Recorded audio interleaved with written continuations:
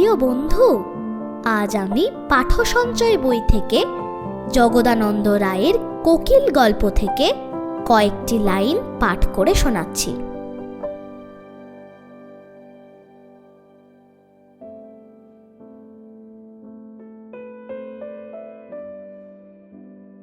কোকিলরা বড় লক্ষ্মী ছাড়া পাখি।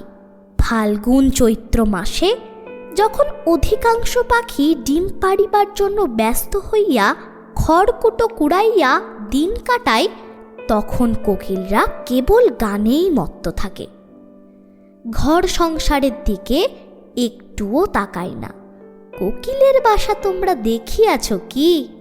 ইহারা জন্মেও বাসা বাঁধে না, বোধ করি বাসা বাঁধিতেও জানে না।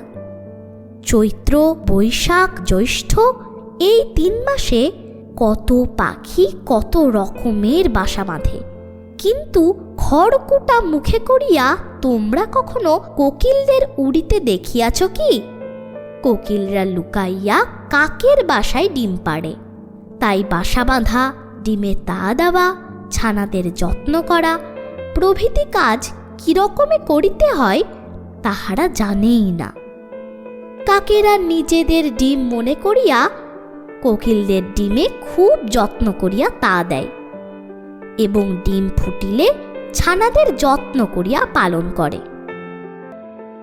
তাহারা যে পরের বাচ্চা পালন করিতেছে তাহা একেবারে বুঝিতেই পারে না। তারপর হঠাৎ একদিন যখন সেগুলিকে কোকিলের বাচ্চা বলিয়া চিনিতে পারে, তখন তাহাদিগকে দূর দূর করিয়া বাসা হইতে তাড়াইয়া দেয়। কিন্তু ইহাতে কোকিলের বাচ্চাদের কোনো ক্ষতি হয় না। তখন তাহারা উড়িয়া নিজেদের খাবার নিজেরাই জোগাড় করিয়া সুখে বেড়াইতে পারে। দেখো, কোকিলের বাচ্চাদের কত দুঃখ।